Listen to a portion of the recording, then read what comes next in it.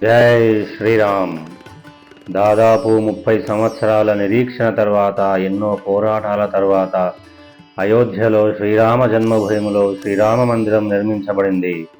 జనవరి 22వ తేదీన అంగరంగ వైభవంగా శ్రీరామ పట్టాభిషేకం జరగబోతుంది. ప్రపంచంలోని అన్ని దేశాల వారు ఈ పండుగను అత్యంత సంబరంగా జరుపుకోబోతున్నారు. భారత ప్రధాని నరేంద్ర మోడీ చేతుల మీదుగా శ్రీరామచంద్రుని యొక్క ప్రాణప్రతిష్ఠ జరగబోతోంది. అనంతరం శ్రీరామ పట్టాభిషేకం కూడా చేయబోతున్నారు. త్రేతాయుగంలోని శ్రీరాముని పట్టాభిషేకం చూడలేకపోయాం మనము. కానీ ఈనాడు మన అదృష్టం కొలది అంతే వైభవంగా అయోధ్యలో శ్రీరాముని యొక్క ప్రాణప్రతిష్ఠ మరియు శ్రీ సీతారాముల యొక్క పట్టాభిషేకం కనులారా చూడబోచున్నాము. అసలు వాల్మీకి రామాయణం ప్రకారం శ్రీ సీతారాముల పట్టాభిషేకం ఏ విధంగా జరిగింది, శ్రీరాముని రాజ్యపాలనలో ప్రజలు ఏ విధంగా సుఖ సంతోషాలతో వర్ధిల్లారో ఈ వీడియోలో తెలుసుకుందాము. ఈ వీడియో మీకు నచ్చినట్లయితే తప్పకుండా సబ్స్క్రైబ్ చేయండి, షేర్ చేయండి, లైక్ చేయండి. శ్రీరాముడు తన తండ్రి అయిన దశరథ మహారాజును సత్యపథమునందు నిలబెట్టుటకు గాను 14 సంవత్సరాలు అరణ్యవాసం చేసి రావణాది రాక్షసులందరినీ సంహారం చేసి అయోధ్యకు తిరిగి వస్తాడు. అప్పుడు భరతుడు శ్రీరాముణ్ణి రాజ్యపాలన చేయవలసిందిగా బ్రతిమాలుతాడు.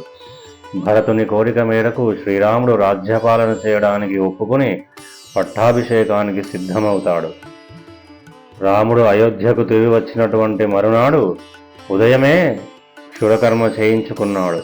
ముందుగా భరతుడు మంగళ స్నానం చేశాడు. ఆ తర్వాత రాముని చేత మంగళ స్నానం చేయించారు. ఒంటికి చందనాదులు అలిమారు. శ్రీరాముని పుష్పమాలలతో అలంకరించారు. విలువైన వస్త్రములను రాముని చేత ధరింపచేశారు. శత్రుఘ్నుడు దగ్గర ఉండి రామునికి లక్ష్మణునికి అలంకరణలు చేయించాడు. అంతఃపురంలో అత్తగారులు ముగ్గురు కూడా సీతమ్మకు మంగళ స్నానం చేయించి జగన్మోహనంగా అలంకరించారు. తరువాత కౌసల్య వానర వీరుల భార్యలందరికీ మంచి మంచి వస్త్రములు ఆభరణములు ఇచ్చి అలంకరింపచేసింది. తరువాత శత్రుఘ్నుడు రథమును తీసుకుని వచ్చాడు. ఆ రథమునకు సుమంత్రుడు సారథిగా ఉన్నాడు. శ్రీరాముడు ఆ రథమును ఎక్కాడు. శ్రీరామునితో పాటు సుగ్రీవుడు, విభీషణుడు, అంగదుడు కూడా స్నానపానాదులు గావించి అలంకరించుకుని వెళ్ళారు. సుగ్రీవుని భార్యలు సీతతో కలిసి అయోధ్యానగరమును చూడాలని ఆమెతో పాటు వెళ్ళారు.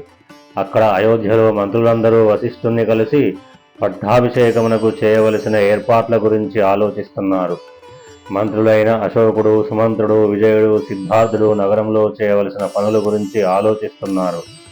శ్రీరామ పట్టాభిషేకం అత్యంత వైభవంగా చేయవలెనని నిర్ణయించారు. తరువాత మంత్రులందరూ శ్రీరాముని కలుసుకోవడానికి రాముని వద్దకు బయలుదేరారు. రాముడు కూడా రథము ఎక్కి అయోధ్యకు బయలుదేరాడు. భరతుడు రథం నడుపుతున్నాడు. శత్రుఘ్నుడు శ్రీరామునికి గొడుగు పట్టాడు. లక్ష్మణుడు రాముని పక్కన నిలబడి వింజామరలు వీస్తున్నాడు. లంకాధీశుడు రాక్షసరాజు విభీషణుడు మరొక పక్క నిలబడి శ్రీరామునికి వింజామర వీస్తున్నాడు. ఆకాశంలో దేవతలు, ఋషులు నిలబడి శ్రీరాముని ఆశీర్వదిస్తున్నారు. సుగ్రీవుడు ఒక ఏనుగును ఎక్కి శ్రీరాముని అనుసరించాడు. వానరులందరూ మనుషుల రూపంలో ఏనుగుల మీద బయలుదేరారు. దుందుభులు, శంఖములు ధ్వనిస్తూ ఉండగా శ్రీరాముడు అయోధ్య నగరమునకు బయలుదేరాడు. ముందు కాల్బలము నడుస్తూ ఉంది. వెనుక రాముని రథం వస్తూ ఉంది. అయోధ్య పురవీధుల గుండా వెళుతూ ఉంటే అయోధ్య ప్రజలు శ్రీరాముణ్ణి నయనానందకరంగా చూస్తూ ఉన్నారు. పౌరులందరూ జయ జయధ్వానాలు చేస్తున్నారు. శ్రీరాముని వెనుక పౌరులు కూడా నగరానికి బయలుదేరారు. తన చుట్టూ ఉన్న మంత్రులు, బ్రాహ్మణులతో శ్రీరాముడు ఇంద్రుని వలె ప్రకాశింపసాగాడు. ముందు మంగళవాద్యములు, తూర్యనాదములు, వెనుక వంది మహాగదుల స్తోత్ర పాఠములు, ఆ వెనుక బ్రాహ్మణుల వేదఘోషలు మిన్నుముట్టగా శ్రీరాముడు అయోధ్య నగర ప్రవేశము చేశాడు. అక్షతలు, బంగారము, గోవులు, వారి వెంట మనుషులు, కన్యలు, బ్రాహ్మణులు, వారి వెనుక పండ్లు, మధురమైన భక్ష్యములతో వాహకులు నడుస్తూ ఉన్నారు. శ్రీరాముడు తన మంత్రులతో, సుగ్రీవునితో తన స్నేహము గురించి, హనుమంతుడు చేసిన సాహస కృత్యముల గురించి విపులంగా చెప్పాడు. వానరుల మహత్కార్యములను, సాహస కృత్యములను విని అయోధ్యావాసులందరూ ఆశ్చర్యపోయారు. శ్రీరాముడు తనకు విభీషణునికి జరిగిన మైత్రి గురించి, విభీషణుడు తనకు చేసిన సహాయం గురించి కూడా చెప్పాడు. అలా అన్ని విషయాలను ముచ్చటించుకుంటూ శ్రీరాముడు అయోధ్యా నగరములోనికి ప్రవేశించాడు. ముందుగా శ్రీరాముడు తన తండ్రి దశరథుడు నివసించిన మందిరమును చేరుకున్నాడు. భరతునితో ఇలా అన్నాడు రాముడు: ఓ భరత, నా నివాసమును సుగ్రీవుడు ఉండటానికి విడిదిగా ఇమ్ము అని అన్నాడు. వెంటనే భరతుడు సుగ్రీవుని తీసుకొని పోయి శ్రీరాముని నివాసంలో ప్రవేశపెట్టాడు. సుగ్రీవుని నివాసములో శత్రుఘ్నుడు సకల సౌకర్యములు కల్పించాడు. ఇంకా పట్టాభిషేకముకు కావలసిన ఏర్పాట్లు మొదలయ్యాయి. సుగ్రీవుడు 4 వానరులను 4 బంగారు కలశములతో సిద్ధం చేశాడు. మీరు వెళ్ళి 4 సముద్ర జలములను తెల్లవారేసరికి తీసుకొని రండి అని ఆ వానరులను ఆజ్ఞాపించాడు. ఆ వానరులు వెంటనే బంగారు కలశములతో ఆకాశంలోనికి ఎగిరారు. జాంబవంతుడు, వేగదర్శి, ఋషభుడు కలిసి 500 నదుల జలములను బంగారు కలశములలో సేకరించారు. సుషేనుడు తూర్పు సముద్రము నుండి జలమును తీసుకొని వచ్చాడు. ఋషభుడు దక్షిణ సముద్రము నుండి, గవయుడు పడమటి సముద్రము నుండి, నరుడు ఉత్తర సముద్రము నుండి జలములను తీసుకొని వచ్చారు. వానరులు తీసుకొని వచ్చిన జల కలశములను వరుసగా పెట్టారు. అభిషేక జలము సిద్ధంగా ఉందని వశిష్ఠునికి తెలిపారు. అప్పుడు వశిష్ఠుడు శ్రీ సీతారాములను రత్నములు పొదిగిన సింహాసనము మీద కూర్చోబెట్టాడు. వశిష్ఠుడు, వామదేవుడు, జాబాలి, కాశ్యపుడు, కాత్యాయనుడు, సుయజ్ఞుడు, గౌతముడు, విజయుడు అనే 8 మంది మునులు శ్రీరాముని సముద్ర జలములు, నదీ జలములతో అభిషేకం చేశారు. ముందుగా ఋత్విక్కుల చేత, తరువాత కన్యల చేత, మంత్రుల చేత, యోధుల చేత, దేవతల చేత, లోకపాలకుల చేత అభిషేకమును చేయించారు. వీరంతా సముద్ర జలములతోనూ, నదీ నదముల జలములతోనూ, ఔషధులు కలిపిన జలములతోనూ శ్రీరాముని అభిషేకించారు. తరువాత వశిష్ఠుడు బ్రహ్మ చేత నిర్మించబడిన రత్న ఖచ్చితమైన రాజకిరీటమును సభామధ్యంలో ఒక రత్నపీఠము మీద ఉంచాడు. పూర్వము మను చక్రవర్తి, తరువాత వంశ పరంపరగా చక్రవర్తులు ఆ కిరీటమును ధరిస్తూ వచ్చారు. తుదకు అది దశరథుని వద్దకు చేరింది. ఇప్పుడు శ్రీరాముని శిరస్సును అలంకరించబోతూ ఉంది. తరువాత వశిష్ఠుడు ఆ రత్న కిరీటమును వేదోక్తముగా శ్రీరాముని శిరస్సు మీద ఉంచాడు. శ్రీరాముని శిరస్సు మీద ఉన్న ఆ కిరీటము శోభాయమానంగా ప్రకాశించింది. జై శ్రీరామ్. శత్రుఘ్నుడు రాజలాంఛనమైన ధవల ఛత్రమును పట్టుకుని రాముని పక్కన నిలబడ్డాడు. వానరరాజు సుగ్రీవుడు తెల్లని వింజామరను పట్టుకున్నాడు. రాక్షసరాజు లంకాధినేత అయిన విభీషణుడు మరొక వింజామరను పట్టుకున్నాడు. దేవేంద్రుని చేత ఆదేశింపబడిన వాయుదేవుడు శ్రీరామునికి బాగా ప్రకాశిస్తూ ఉన్నటువంటి 100 పద్మముల పుష్పమాలను, ఒక ముక్తాహారమును కానుకగా ఇచ్చాడు. ఆ పట్టాభిషేక సమయమున దేవతలు, గంధర్వులు పాటలు పాడారు, అప్సరసులు నాట్యం చేశారు.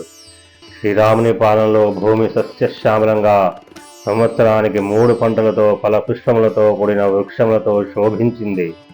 పట్టాభిషేక సమయమున శ్రీరాముడు బ్రాహ్మణులకు 1,00,000 గోవులను, 100 ఎద్దులను, 1,00,000 గుర్రములను దానంగా ఇచ్చాడు. అంతేకాకుండా రాముడు బ్రాహ్మణులకు 30 కోట్ల బంగారు నాణెములను, బంగారు ఆభరణములను, విలువైన వస్త్రములను దానంగా ఇచ్చాడు. మణిమాణిక్యములతో ప్రకాశిస్తున్న ఒక మాలను, ఒకదానిని సుగ్రీవునికి బహుమానంగా ఇచ్చాడు రాముడు. రత్న ఖచ్చితములైన భుజకీర్తులను అంగదునికి బహుమానంగా ఇచ్చాడు. మణులు, ముత్యములతో కూడిన హారములను, దివ్యములైన వస్త్రములను సీతకు ఇచ్చాడు శ్రీరాముడు. అప్పుడు సీత హనుమంతుని వంక చూసింది. హనుమకు ఏదైనా ఇవ్వాలని అనుకుంది. రాముడు ఇచ్చిన ముత్యాల హారమును తన చేతిలోనికి తీసుకుంది సీత. రాముని వంక, సభలో ఉన్న వానరుల వంక చూసింది. సీత అభిప్రాయమును గ్రహించాడు రాముడు. సీత, ఈ హారము ఎవరికి ఇస్తే నీకు సంతోషము కలుగుతుందో, ఎవరంటే నీకు ఎక్కువ ఇష్టమో, ఎవరి యందు వినయము, పరాక్రమము, తేజస్సు, ధైర్యము, పౌరుషము ఉన్నాయో, ఎవరైతే నీకు పుత్ర సమానమో అతనికి ఈ హారమును కానుకగా ఇవ్వు అని అన్నాడు. వెంటనే సీతమ్మ హనుమంతుణ్ణి పిలిచి ఆ హారము హనుమకు కానుకగా ఇచ్చింది. తెల్లని ఆ హారమును ధరించిన హనుమంతుడు సూర్యుని కాంతికి మెరిసిపోతున్న హిమవత్ పర్వత శిఖరము మాదిరిగా ప్రకాశిస్తూ ఉన్నాడు. శ్రీరాముడు దక్కిన వానర ప్రముఖులను, వానరులను సముచిత రీతిలో సత్కరించాడు. ప్రత్యేకంగా మైందునికి, ద్వివిధునికి, నీలునికి అనేక విలువైనటువంటి కానుకలను ఇచ్చాడు రాముడు. తరువాత రాముడు విభీషణుణ్ణి, సుగ్రీవుణ్ణి, హనుమంతుణ్ణి, జాంబవంతుణ్ణి, వానర సేనా నాయకులను వారికి తగినట్టు బంగారు ఆభరణాలు, విలువైన వస్త్రములు ఇచ్చి సత్కరించాడు. తరువాత వానరులందరూ రాముని వద్ద సెలవు తీసుకుని కిష్కింధకు వెళ్ళిపోయారు. వానరరాజు సుగ్రీవుడు పట్టాభిషేకమును కనులారా చూసి భార్యలతో సహా కిష్కింధకు వెళ్ళిపోయాడు. రాక్షసరాజు అయిన విభీషణుడు తన మంత్రులతో, తనతో వచ్చిన రాక్షస వీరులతో కలిసి లంకకు వెళ్ళిపోయాడు. శ్రీరాముడు అయోధ్యను జనరంజకంగా పరిపాలిస్తూ ఉన్నాడు. కొన్ని రోజులు గడిచిన తరువాత ఒకరోజు రాముడు లక్ష్మణుని చూసి ఇలా అన్నాడు: మన పూర్వపు రాజులు పాటించిన ఆచారము ప్రకారము చక్రవర్తితో పాటు యువరాజు ఉండి రాజ్య పరిపాలనలో పాలు పంచుకోవడం సాంప్రదాయం. కాబట్టి నిన్ను అయోధ్యకు యువరాజును చేస్తాను. నీవు కూడా యువరాజు పట్టాభిషేకం చేసుకుని నాకు రాజ్య పరిపాలనలో సహాయంగా ఉండు అని అన్నాడు రాముడు లక్ష్మణునితో. కానీ లక్ష్మణుడు అందుకు ఒప్పుకోలేదు. అప్పటిదాకా భరతుడు రాజ్యభారమును మోసాడు కాబట్టి భరతునికి యువరాజ్య పట్టాభిషేకం చేయడం యుక్తము అని అన్నాడు లక్ష్మణుడు. లక్ష్మణుని మాట ప్రకారం రాముడు భరతుణ్ణి యువరాజుగా అభిషేకించాడు. రాముడు తరువాత పౌండరీకములు, అశ్వమేధములు, వాజపేయములు అనే యజ్ఞములను చేశాడు. రాముడు 10,000 సంవత్సరములు రాజ్య పరిపాలన చేశాడు. లక్ష్మణుడు సదా రాముని పక్కనే ఉండి రామునికి అన్ని విధములా సహకరించసాగాడు. రాముని రాజ్యములో స్త్రీలు వైధవ్యమును పొందలేదు.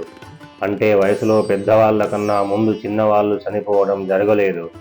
వయసులో ఉన్న వాళ్ళు చిన్నవాళ్లకు ప్రేత కార్యములు చేసే అవసరం రావడం లేదు. వ్యాధులు ప్రబలడం లేదు. క్రూర మృగములు జానపదులను బాధించడం లేదు. దొంగతనాలు అసలే లేవు.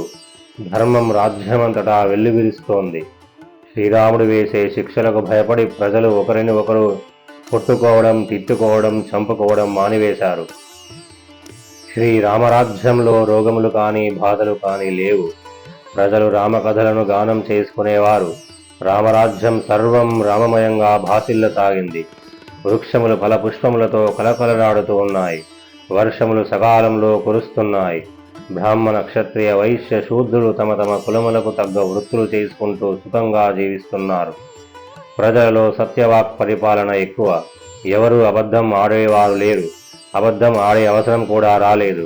రామరాజ్యంలో ప్రజలందరూ ధర్మమునందు ఆసక్తి కలిగి ఉత్తమ లక్షణములతో సుఖ సంతోషాలతో జీవించారు. ఆ ప్రకారంగా రాముడు 10,000 సంవత్సరములు రాజ్యపాలన కొనసాగించాడు, అయోధ్య రాజధానిగా చేసుకుని. ఈ రామకథను వాల్మీకి పూర్వము ఆది కావ్యముగా రచించాడు. ఆది కావ్యమైన రామాయణము ధర్మములతో నిండి ఉంది. ఈ రామాయణ కావ్యమును చదివితే కీర్తివంతులు, ధనవంతులు, ఆయుష్మంతులు అవుతారు. రాజ్యలాభము కలుగుతుంది. ఈ ఆది కావ్యమును చదివినా వినినా వారికి సమస్త పాపముల నుండి విముక్తి లభిస్తుంది. రామజననము నుండి రామ పట్టాభిషేకము వరకు ఉన్న ఈ రామాయణ మహాకావ్యము కల్పవృక్షము లాంటిది.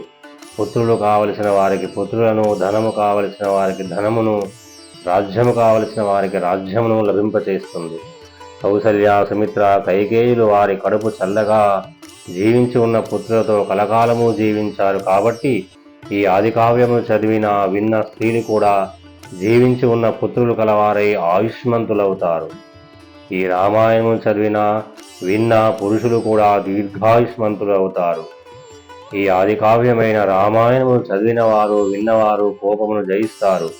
వారి కష్టములు తీరుతాయి. దూరపు బంధువులను కలుసుకుంటారు. శ్రీరాముని అనుగ్రహమునకు, సమస్త దేవతల అనుగ్రహమునకు పాత్రులవుతారు. ఈ శ్రీరామాయణ కావ్యమును చదివిన ఇంట్లో దుష్టగ్రహ బాధలు ఉండవు. ఈ రామాయణ కావ్యమును విన్న స్త్రీలు సంతానవంతులవుతారు.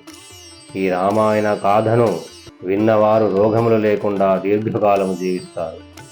ఈ రామాయణ మహాకావ్యమును బ్రాహ్మణుల ముఖత తలవంచి భక్తి శ్రద్ధలతో వినాలి.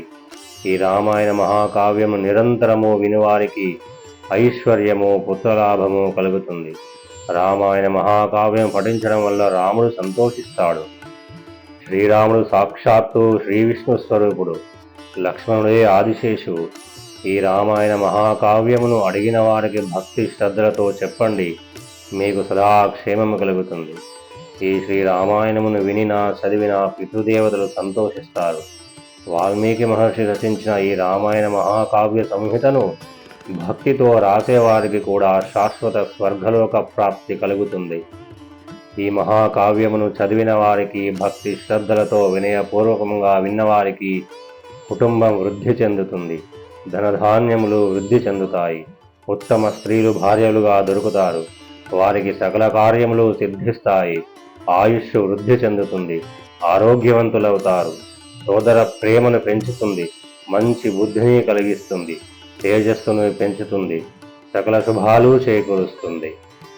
విన్నారు కదా, శ్రీ వాల్మీకి మహర్షి రచించినటువంటి రామాయణంలోని శ్రీరామ పట్టాభిషేకం వృత్తాంతము. ఇదే విధంగా నేడు కూడా జనవరి 22వ తేదీన శ్రీరామ పట్టాభిషేకం కనుల పండుగగా జరగబోతోంది. మనందరము కూడా ఆ యొక్క పట్టాభిషేకాన్ని టీవీలలో లైవ్లో దర్శించి పునీతులము అయ్యేదముగాక. లోకా సమస్తా సుఖినో భవంతు, సమస్త సన్మంగళాని భవంతు.